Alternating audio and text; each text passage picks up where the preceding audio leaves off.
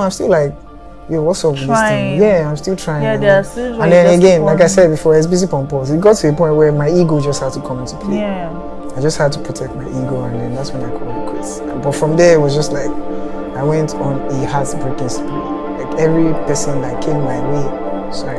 Can you imagine? Hello guys, welcome to another episode of Different Strokes for Different Folks. This one is a special. You see, that's why I'm the one introducing.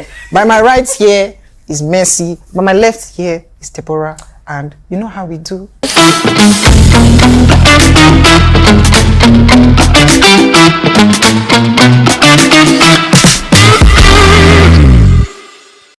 Yo. We're the host, and this is our guest. I just introduced us. How are you the host? I just okay, we are the hosts. We are the hosts. And he's also the guest. I'm the guest. Exactly. I'm the one and the all. Well, you can take the floor. You can be the host. Yeah. No. You can It's a interview man's us. world now. Eh? She's wearing purple, Queen Royale. This one's wearing red, blood hot. Valentine is coming. Where's your boyfriend? You know? Oh my God. I'm happy to be here, guys. Yeah. I've always wanted to be here. Yeah. Thank you for coming on this show. Thank you for supporting us too. We love it. We Yeah. appreciate you. Can you just quickly introduce yourself as you've introduced us now? Introduce yourself to our Okay, ladies and gentlemen, my name is Ohiria Dabo Dubodeng Ayodele. I'm also known as Esbee the songwriter, aka Slim Daddy B, as you can see. Let's go. I'm a singer, songwriter, record producer, and founder of Blackbird Entertainment. Right.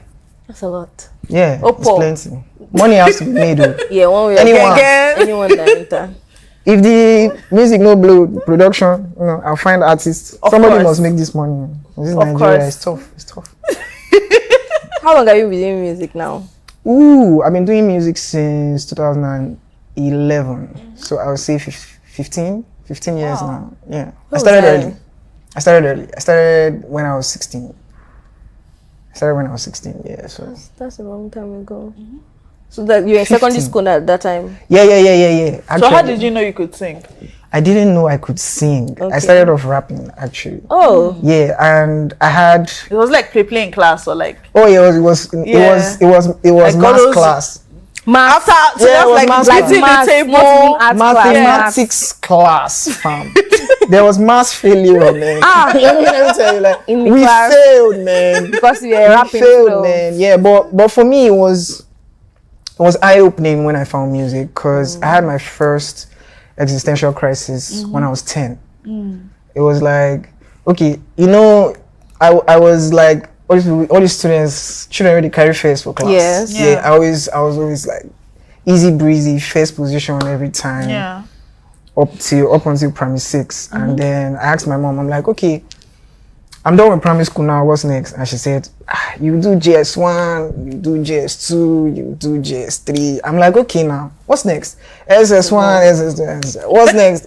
Year 1, I'm just hearing one. I'm just like, this thing, people are just making me start again and again. And school always came easy to me, so it didn't feel like a challenge to me. It just felt like, what do you mean I have to do school for the next 10 years? Like, That's a lot. so from JS1, I stopped doing assignments. Yeah, homework was trash to me. Wow. Like, I was done with homework.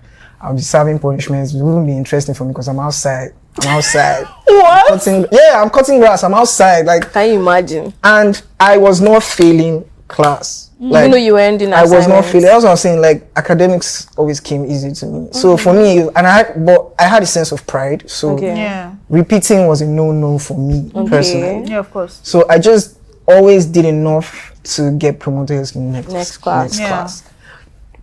Had our head boy then always first. I was like, oh, you people can take it. I've had enough first in my life, So I practically ran through just scaling through. Just winging it. And then I got to SS1, 2. And then it just started off with me and my friends just like analyzing hip hop lines. Like we always like punch lines, like the intellectual lines, like the metaphors, like this is deep. So we'll go analyze Lil Wayne, analyze Nicki Minaj, Tiger, What do you think he was everybody. thinking when he dropped You know, it's like flow. bars, And then we just got to a point where we started writing ours. And then I think somebody just threw it like, why don't you write yours? So we started writing ours, just like 1 line, 2 lines, we just come to class. And then I got interested in like actually making music. Of course. So I went to Ujuelegba, I'll not forget. I was in, I studied at St. Femba's, Akoka. I would walk from Akoka to Ujuelegba. Then I saw this studio. With my school uniform, I went in there, I just sat down. These niggas were smoking, and a young student just walked in. I just sat, I didn't greet anybody. I just walked in, I just sat there. Everybody just observe. I just walked in and sat down. Everybody just turned, looked at me. Nobody said shit to me. And I just sat there watching them like work and everything. Exist in their world. And I stayed there for like 2 hours before I went home. Next day, I went to school. I went to my best friend. I said, guy, I'm dropping out. I'm dropping out. I've seen what I want to do with my life. I want to make music. And kudos to Jude Bogu. He was a lifesaver for me because I had this plan. I'll wear my school uniform. I'll go to the studio. My parents would think you went to school. I went to school. But I'll be in the studio, you know. I was going to get caught, but I didn't care, you know. And then Jude just said, Esbee, all the people you look up to, they finished secondary school. It's university they dropped out. I'm like, wisdom. It's true. Yeah, true. So I'm like, okay, when I finish, you know. So that was it for me. It was like by the time I got to SS3, another classmate of mine had recommended tools we could use on our laptop to make music. So we just connect earpiece to the laptop, we'll make music. It was trash anyway, but at least we're already making music. So that's how I started music. And by the time I got to university, I already knew what I was doing. You know, that's how I started. Wow, since 16. That's a really long time ago. So it's like it felt like you already liked this and you wanted to do it. Whether you even knew like it wasn't like this. Like that was my reason to be alive. That was like I was floating through life. Like I didn't know what to do. Yeah. I just knew everything felt boring until you were. It wasn't boring. I kid you not. I can barely remember my JS1 to my SS2. I can barely remember it because you can remember the music. I can remember when I started. I can remember how it made you feel. It was like this is my reason to live. Like now, you can add these other things. Like people cannot see university. Even university, I didn't want to go. The day I saw my admission letter to Uniben, I was pissed. I was so pissed. Some of us happy. I was pissed because I started music, right? And I knew I was going to get the admission. Right? It was easy. But I also knew I was going to fail maths because maths class was our. That's how you drum. It's not finding X, you are drumming. Oh man, we had a song now. Maths teachers not in the class, right? Banger, man. Man, I was even the drum myself. I would drum. Before uncle, I would drum and everything. So when I got my admission letter, I remember I was pissed. I was just like, I had this plan. Finish secondary school, fail, and then you have 1 year to just chase music. And that 1 year, I don't blow. Nothing where anybody won't tell me. You know, that was the plan. So when I got admission, I knew the kind of family I come from. They're all about the academics. So I knew like, even if I can convince my mom that I don't want to go to school, my uncles, everybody. Difficult to how dare you? Maybe you got the admission. This admission that everybody's looking for. You know? Yeah. So I just grudgingly, I remember from my bedroom, I went to the sitting room just like, Mom, I got admitted. She's like, hey, I'm just like, That's not what it is. That's not what I'm here for. That's what it is. I got to Uniben clearance, they are now strike. Oh, happy day. First boss at Degbed. Straight to Lagos, man. Straight to nobody's. Don't whine me here. I was going straight to Lagos. I spent another 2-3 weeks making music. Then called off strike and came back to school. My 100 level, I had my laptop, so I was making beats. I met other artists, and I didn't even care about anybody else. For me, I'm the baddest. I came from Lagos. Can you imagine? All of you.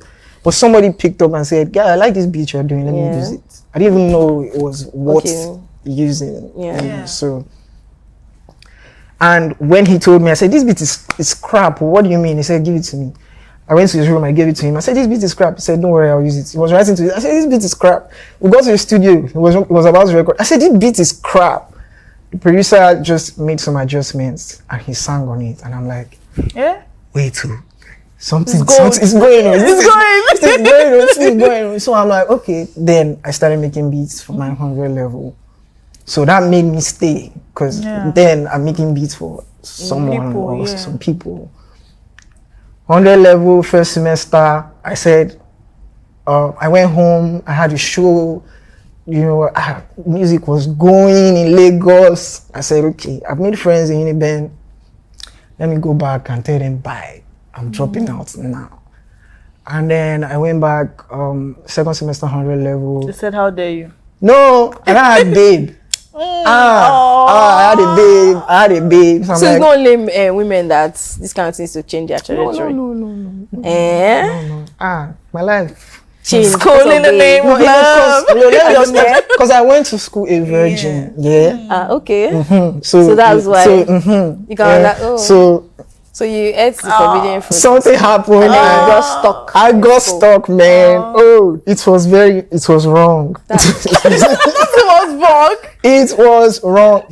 Like, first of all, the dynamic was wrong. She was I was in 100 level, she was in 300.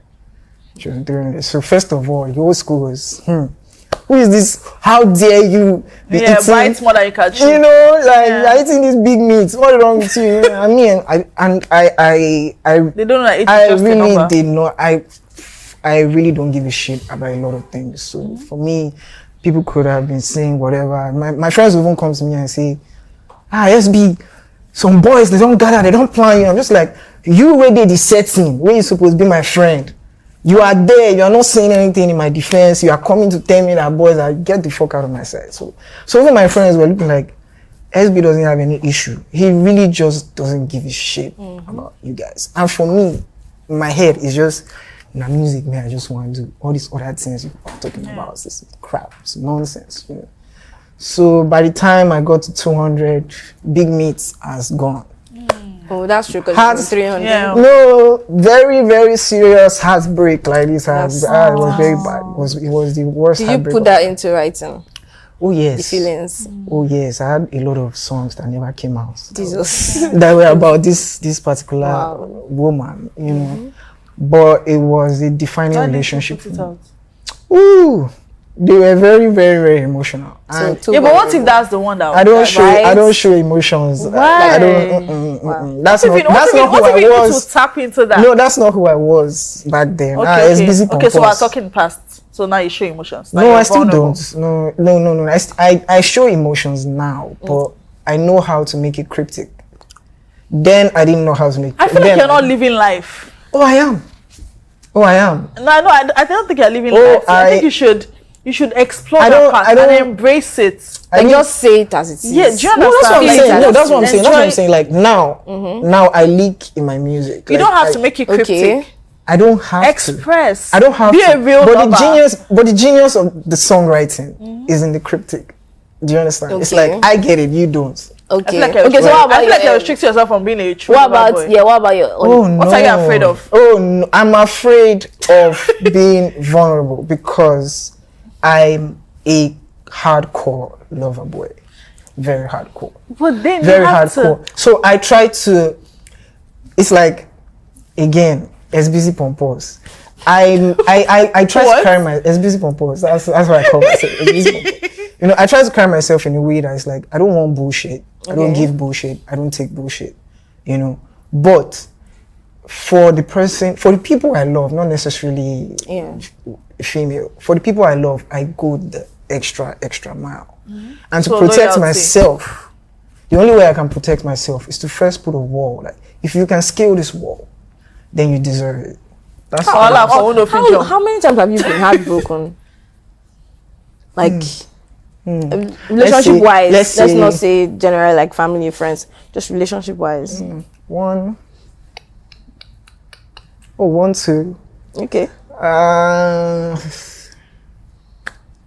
Do you want to know how many times I've been heartbroken? The way you say it, I'm scared. So I'm trying to prove to you that you can 3, still, 4. Wow. It's going 5. And she's still a lover. And you're still trying. Exactly. And she's not broken. No. See, I so think let I me say explain. something. No, Let me we're going to explain. fight you here because this is crazy. No, so I'm trying to come clean. This is I want to come for clean. the other hardcore people who don't want to like love and be vulnerable, right? So I feel like if you don't actually love to like your full potential, like actually give that. You are actually restricting yourself of so much happiness. So let me Let me come clean. Yeah. So after my first heartbreak, I went on a heartbreaking spree. I became the heartbreaker. Can you imagine? So it's not like see, you're so it's going not like that's why the number is. Is it that they cheated on you? Oh yeah. That's why the universe. Oh yeah, let's discuss that cheating. Oh hell yeah. Let's discuss that cheating. Oh hell yeah. Oh hell yeah, man! Like, how did it make you feel? What did you think? What were you? I think it was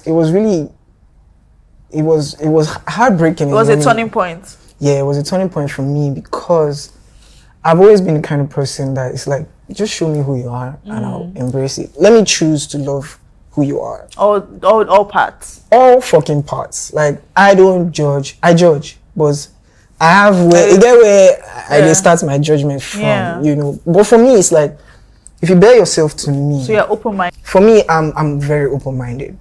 I'm very open-minded because my mind is an adventure. My mind is an adventure. It evolves, and I think I try to understand where people are coming from, their upbringing, their traumas, and everything. I just try to understand, right? So she already opened up to me about some of her behaviors, right? And for me, it's like, I've heard you. Like, you've opened up to me, I've heard you, right? So we got to a point where it's like, some shit happened, and I'm like, is this the shit we spoke about, or is this shit something else? And then it became a turmoil of deceit. Okay. And that's where So it seems you've been heartbroken multiple times. No, not really. It's more like that one time. There was so much allowance and you just took it for granted.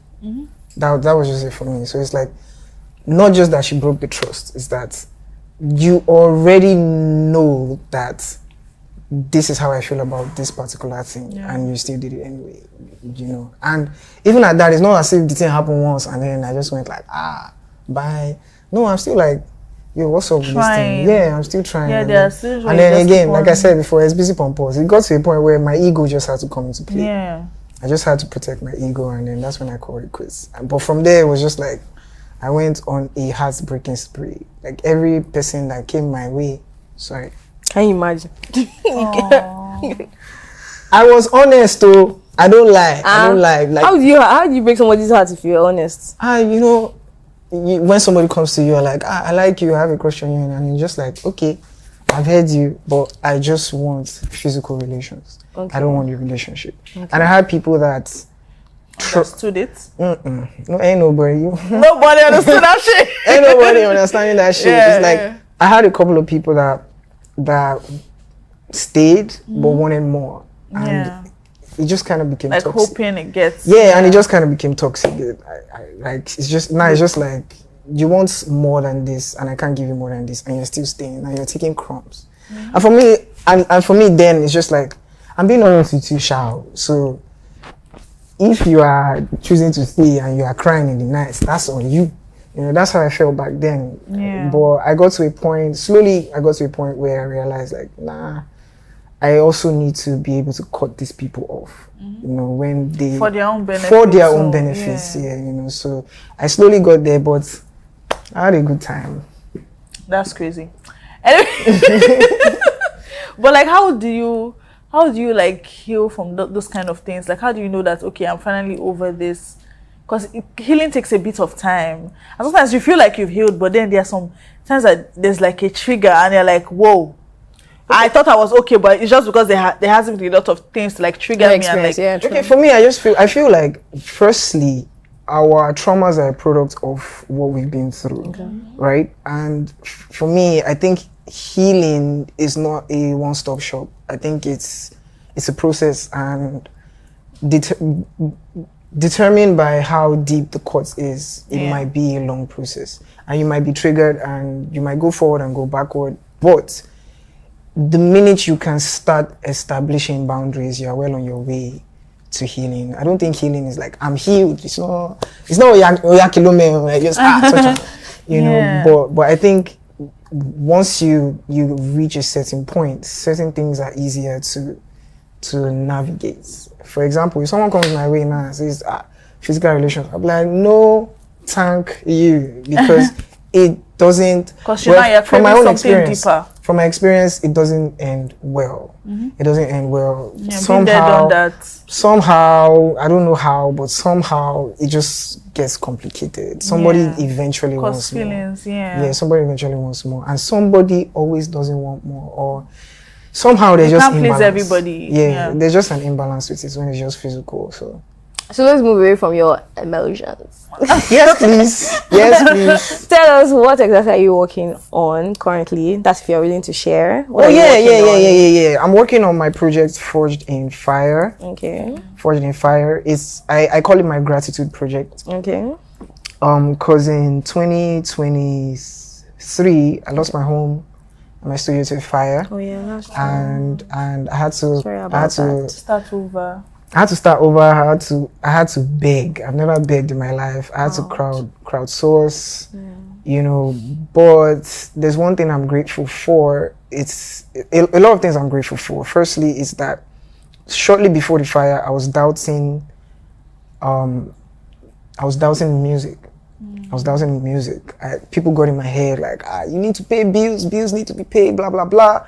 And I was paying bills. It's just like, the consistency of the inflow was not matching. Yeah, sometimes I'm balling, sometimes Gary is nice, you know. But when the fire happened, it happened just when I quit my first and only 9 to 5. Oh. Yeah, just as I quit my 9 to 5, that I lost my home. Devastating. Like, you just think, should I go back there? Oh no, you have no idea. You have like no maybe idea. this is a sign. You know why? Because the reason I even quit was because my 9 to 5, 1 month my salary was delayed, and then I couldn't buy units for electricity. And that has never happened while I was doing music. That never happened. No gas bad rich, I could buy electricity. So I'm like, fuck this thing. The guarantee people are guaranteeing me is not guaranteeing. You know, so I quit my job, boom, lost my home, and then I'm like, I don't know where I want to start. But one thing I'm grateful for is every single dime, every single money that I was able to raise, that went into rebuilding my home, came from music. So for me, it was validating. Of course. Felt like, this works. Okay, now nobody can actually tell me shit. You have nobody can. I spent millions on I know if you even buy shit. I know if like so many things I had to sacrifice in that time period. But I was happy that I could do this off of funds from my music. You know, so I'm finally at a place where I'm back in my home. I'm back with equipment. So I'm putting out this project called Forged in Fire. That's just a gratitude project. I get to talk about the experience during that time period, but I'm also making it. I'm doing it in a way that it's not a sub story. Yeah, of course. You know, so it's just thematic. Esbee Pompous. It's online. It's online. It's active. You know, so it's thematic. It's like first one I talk about being too traumatized to blow out a birthday candle. Birthday blues. Yeah. Second one, that one somebody asked me, what are you doing for your birthday today? I'm like, I lost my home, man. Like, what do you mean? What am I doing for my birthday? Can chill. And then I talk about not having money, but in a way that is like optimistic. What do I do when I have money? You know, so it's just thematic, not sub stories. So Forged in Fire, I'm looking at, I don't know, maybe May, June. But there's one Esbee Pompous song there that's for the girls to shake the bum. Can you imagine? because that period. So I went raving. Man cannot kill himself. You have to like make I die. I went went raving, bro. I was raving hard. Like, see, I was raving hard because man cannot kill himself. Like, there were just some points I'm just like, man. But I also witnessed some things. Like, I saw some people that were more homeless than me. You know, because I own my property. I own my property. So for me, it's like the bond property is there for me to rebuild. But I saw somebody sleeping in the rave. So that was like a turning point for you. Eye opener. The person that escorted me, they gave him an eviction notice. Ouch. Yeah, so for me, I'm looking at it like things like he says it from a real life, like real life, you know. So for me now, it's like I'm just like, okay, this gratitude project, and after this gratitude project, I promise you guys, it's bangers. It's bangers. I'm ready for you. So you feel like this was like a turning point, and like you learned from like it. I feel like God made this fire happen. Redirected, yeah. I feel like the fire was deliberately, you know, scheduled in my life for me to see things, learn things. Are you spiritual or religious? Spiritual. They chased me out of the church. Why? I saw some things that didn't align with my spirit. And you were challenging them. I saw some things that didn't align with my spirit. I saw a pastor tell a woman, I will have kicked you out of this church now if not for. I'm like, who the fuck do you think you are? You know, to be speaking like this in church, and you know. Yeah. So for me, and I've had personal encounters with God. Like even my label is a message from God. Like I don't scout artists for money. My criteria for scouting artists is artists that can't do without music, but for some reason cannot do music right now. Those are the people that I work with particularly. I bring into my label particularly. This is something you can relate to. Yes. Okay. You know, so those are the people I bring into my label particularly. They've always ended up leaving, but they've always ended up successful. After leaving Blackbird, they're always successful. So for me, it's like that's my own mission from God. You know, when I can, and I do not have the resources to do a big scale like Maven or whatever, but I'm helping grassroots artists, and for me, there's no other satisfaction. Joy, you know, that's it for me. Yeah, that's it for me. And all of them, they blow small. I my own, like, and they know. Yeah. I love how you just go to the camera like, they know. They know. I'm happy for them. They know, because for me, it's like that's it. That's it for me. You win. That's it for me. That's it for me. So somebody did it for me too. Shout out on the vibes. Shout out Greg Jones. Shout out 86. You know, I had people that did it for me too. So that's it. Oh, I like this episode was vulnerable. I love it. I love the same person that said he doesn't want to be vulnerable. So I think you should tap into your vulnerable parts. Really? I feel like you get more deeper, and like you become like life will have like more meaning and more purpose. There's nothing to be afraid of. I'm not afraid. I'm not afraid. It's just like stressful. Even like being vulnerable is heavy. It's heavy, but you have to go. That's when you know you have truly lived. I'm living. I'm vulnerable inside my house. God, I'm vulnerable inside my house. You know, nobody see me. Okay, let me just tell the audience. Just be vulnerable, man. You have to like truly live. Know all parts of you.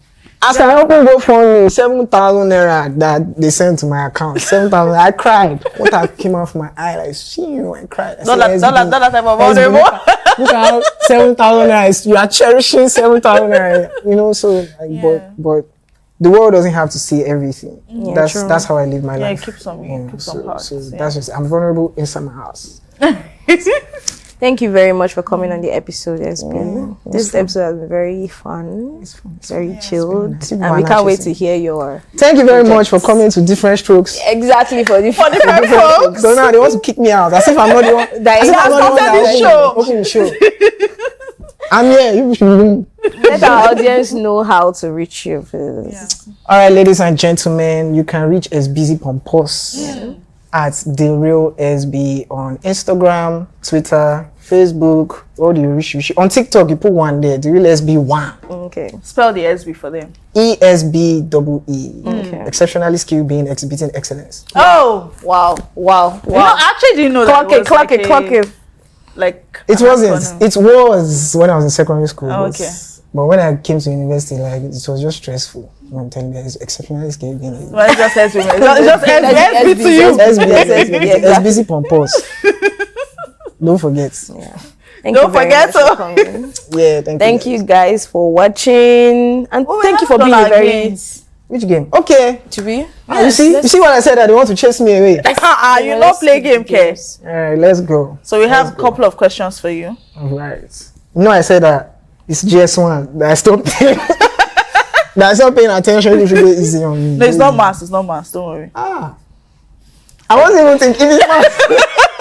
I wasn't even thinking maths. Don't please. Okay, so I'll go first. Thank God Unimen do not collect maths. What is the national sport of Canada? Hockey. Ice hockey. Hockey. Oh, that's correct. Yeah. Don't worry, Basically, sorry, we almost didn't give you the instruction, but for the game, I give you 2 questions. I should give you 2 questions. Then you now choose either of us that would. Anybody that has had a wrong. Exactly. So it's up to you. Ice hockey. Yeah, so that's correct. So you have 1. My visa is in process. That's why. I love that. Which country has the largest population in the world? China. Is that your final answer? Yeah. Wrong. The answer is India. Hey! Bollywood people. Naim. Okay, so which is the largest mammal on Earth? The blue whale. Oh, correct. That's nice. It's not mass now. It's not mass. Okay. Which bird is known as the king of birds? I know, this is Ojoro. How? This This Ojoro is for like Eagle. Oh, all right. Is it correct? Yeah. Yeah, sure. Actually. I overheard it. You overheard this way? Yes. Somewhere. Yeah, better. All right. It's not here that you heard. So how much It's is correct at correct? 2. Oh, yeah. Yeah, so you decide. Who asked me population? Is it that asked me population? Please ask me. Please ask me. I don't have hard question for you. Which planet is known as the red planet? Mars. Okay. That's nice. So after all the questions, it's only one that you got wrong. So you did well. Yeah, I don't do Bollywood. Way above. I don't do those Bollywood people. So you would have known, right? You would have known if you. Yeah. No, it's You said Bollywood. Nahi. I can't do the neck thing, but they get it. I have my friends there. Krishna. So that's like the most popular name. There's Krishna. There's this one with R too. Priyanka. No. That one is a unique name. There's a Krishna, Roshni. So you guys want Bollywood too. But anyway, thank you so much for watching. Don't forget to like, share, subscribe, and please comment. Drop your comments. Please subscribe to our YouTube channel, man. We're not joking. We're DSDF on Instagram, TikTok, Twitter. The handles will be here. See you guys next week. Bye. Bye. Sorry. Sorry. Bye. Thank you.